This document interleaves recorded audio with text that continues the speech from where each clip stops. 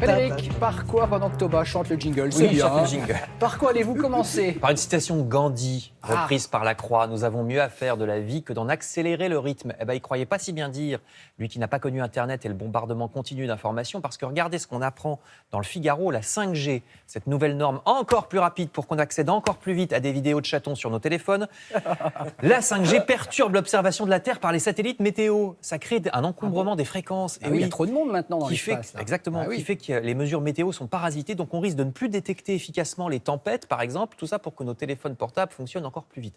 Donc, c'est une vraie question de sécurité. Alors, lâchons nos écrans et allons dans des vrais musées avec des vrais tableaux. Saperlotte. Libération nous conseille la très belle exposition Toulouse-Lautrec. Saperlotte. Sapristi.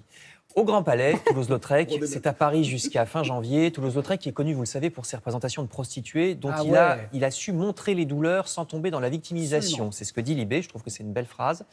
Exposition dont nous parlent aussi les Échos, qui l'ont trouvé un peu sage. Bon, je pense que ça vaut le coup quand même. Oui, l'Expo. Ah bon? Oui. Bah, c'est pas sage, Toulouse-Lautrec. Non, peut-être la manière dont il s'est présenté. Ah oui, d'accord. Sinon, l'autre peintre à l'honneur ce matin, c'est, toujours dans Libération, le franco-allemand Hans Hartung, un des grands de la peinture abstraite du XXe siècle. Peut-être que le style vous dit quelque chose, si le nom ne vous dit rien. Hartung, ça parle. Ah pardon, je croyais que tu disais que tu ne voyais pas. Ouais. C'est au Musée d'Art Moderne de Paris jusqu'au 1er mars. Voilà pour les arts picturaux. Je passe à la musique et rayon musique, là aussi il y a du lourd. Le Figaro nous signale que l'immense compositeur Vladimir Cosma sort en ce moment une reprise de ses grands tubes, mais à la mandoline.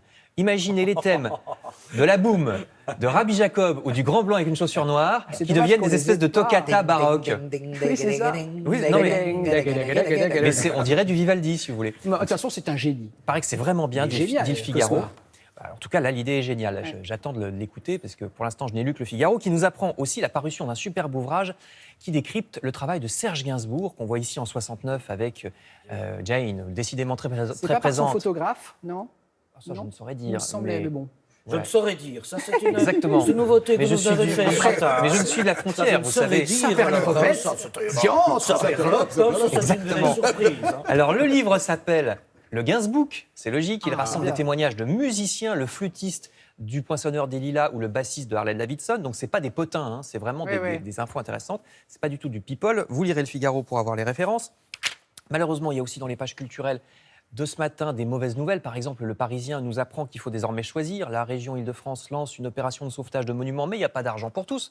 Comment choisir donc entre la collégiale de Crécy ou celle de Montreux-Foyonne qui menace de s'effondrer? C'est vraiment cornélien. Bah oui, c'est comme ça maintenant. Il y a même une consultation pour choisir par laquelle on commence, en espérant que l'autre ne sera pas effondré en attendant qu'on ait fini la première.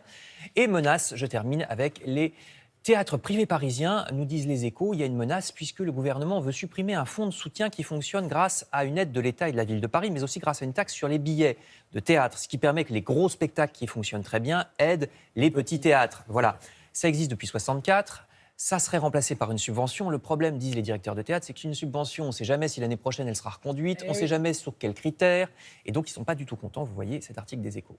Merci Frédéric.